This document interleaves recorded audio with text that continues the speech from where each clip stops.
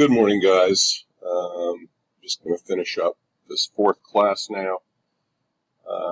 Just for perspective, it's 5:09 in the morning Eastern Time on August 8th.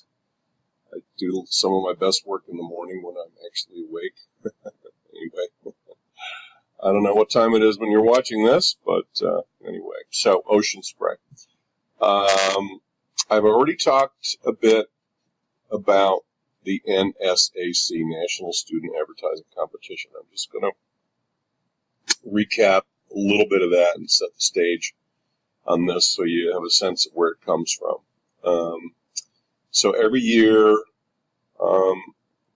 the Advertising Agency Industry Association, I think it's called the 4A's, Advertising Agencies Association of America.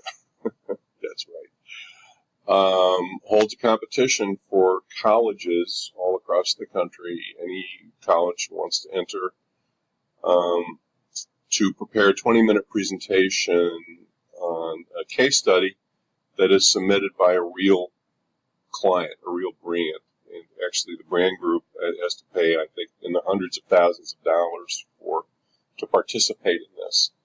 And that covers a lot of travel expenses and things like that for the students. And I have participated in the judging for the last 4 years in the Eastern Division. So schools from all over the East Coast come into New York and give their presentation. They also hand in a large written document, which is something I'm not asking you folks to do. You're just going to hand in a copy of your PowerPoint to me. They hand in a large written document. They do a 20-minute presentation, strictly timed. They do it in front of judges who have been selected by the Advertising Association. So it's senior agency, creative, account people, it's marketing people.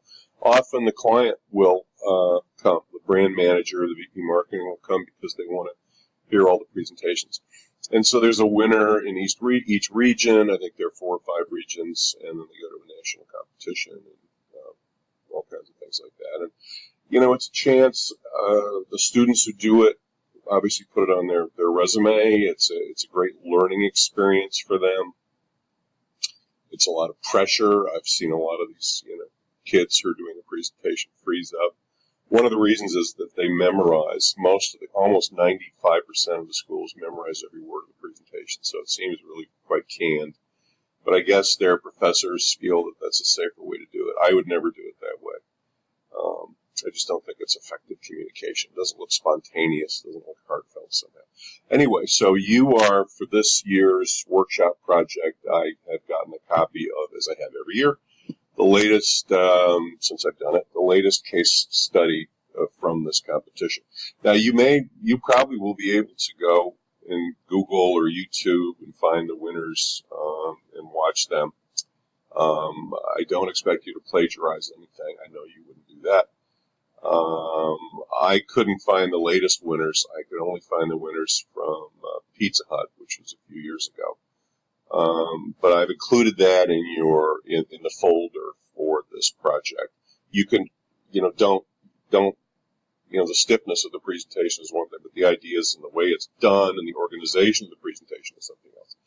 Anyway, I have also, what else have I done? Well, of course, you've got a copy of this deck in the folder. You have some presentation guidelines. I think I even I did my own one-page kind of workflow, not really workflow, but a presentation flow or an organization flow for a presentation that would work with this. And I would hope that you'd look at all that material and etc. So without further ado, let's start reviewing this together. But again, you're going to have it to look at your leisure in the folder. Let me apologize for this. Obviously, they're trying to tell them what you're going to tell them, but this slide didn't reproduce. There are a couple of these agenda slides that didn't reproduce, so I'm sorry for that. So on this slide, we just get a little kind of an overview, right? Founded 90 years ago, 3 cranberry growers. So these are farmers who raise cranberries who got together and they formed a cooperative, which is pretty cool. They've invented craisins. That's their latest thing. Straight from the Bog campaign. You've probably seen those 2 guys standing in the cranberry bog, an old guy and a young guy. So anyway, there's a bit of background on Ocean Spray, which is kind of unique and interesting, this background. It's not your typical big company, as you can see. Okay, now this also says that their core consumers are 45 plus. They want to attract a millennial consumer base. The younger, savvy shopper is a key opportunity for Ocean Spray growth. That is what your mission is, to attract millennials. And there it is, superimposed over a cranberry bog.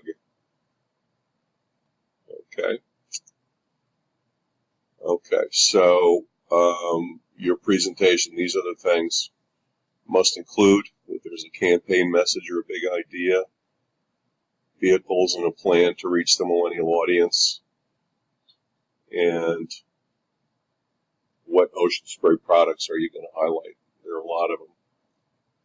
The goal, and here is success metrics, KPIs, or overall goals for them, is to generate a 5% increase in awareness and positive affinity for Ocean Spray with millennials. They obviously do an annual survey. This Millward Brown, a huge research survey with their own, huge research survey out there in the public of thousands of people, and they do it every year, so they're able to see if numbers go up or down. Where is awareness and positive affinity on the purchase funnel, by the way? Okay, and they're looking for household penetration plus 5%. They're now at 28% penetration, 18 to 34. They want to raise it by 5%. So what's 5% of 28%? Everybody.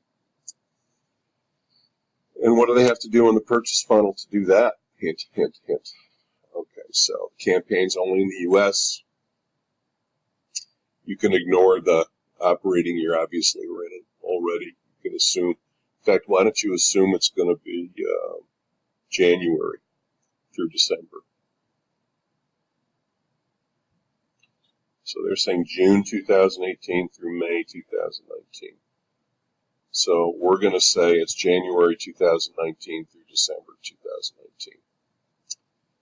And there's the annual budget, which is not very big. They want $5 million to get this done. But then again, it's got a specific target. It's not the whole world they're trying to reach. And what if you spent $10 million? What would you get? Okay. They think that their unique history and cooperative structure may be relevant to millennials, so they're not the typical company. That's what they think. What do you think? What can you find out about that hypothesis? There's another bad slide. I'm sorry about that. Now, I'm obviously not going to go through the history of Ocean Spray here with you, but it's there for you to read. And do read it, understand the company. And they're global. It's the best-selling shelf-stable juice brand in North America. The world's first dried cranberry. Their sauces and Thanksgiving staple. But they don't care at this point about any business in the rest of the world. They just care about the U.S. They also supply cranberry ingredients, as you can see, to lots of other companies. Okay, good to know about. The amazing cranberry, that's the name of it. Vaccinium macrocarbon. Who knew? Oh, look at this. Bog skipper. So here's just some background on cranberries, which is interesting. Where are their bogs? You can see the highlighted blue map tells you that. There's one in Chile. How about that? The life cycle of a cranberry. Okay, so There we go with that. They harvest in the fall millions of pounds, and it's quite beautiful.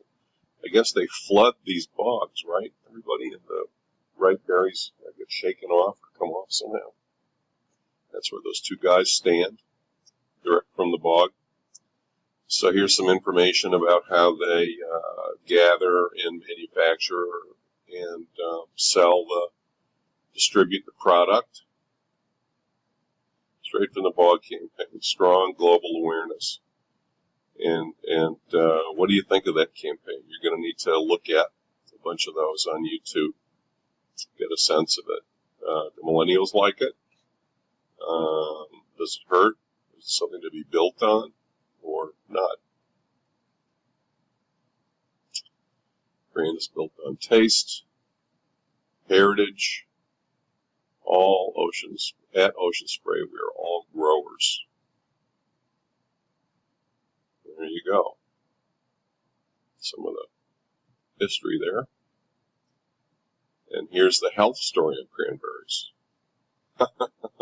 Try saying that 5 times fast. Little berries are packed with goodness, help cleanse and purify. Simply stated, they are really, really good for you.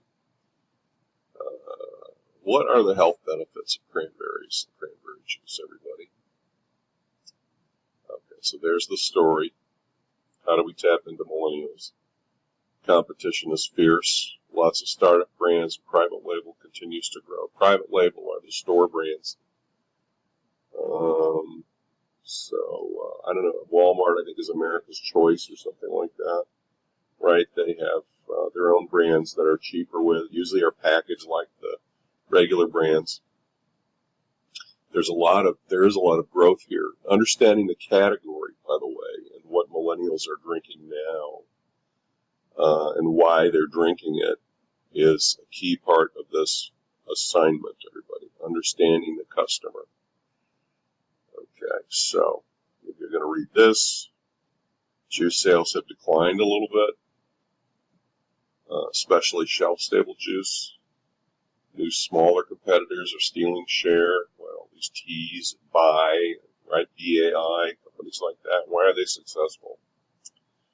So here's some of the competition. You would definitely want to look at all these brands and their advertising and why they're appealing. You want to see who's successful out of these brands, who's growing and who isn't, and why. You want to get a sense of that as part of your presentation. You want to cover the competitive landscape. Who's building share and who isn't.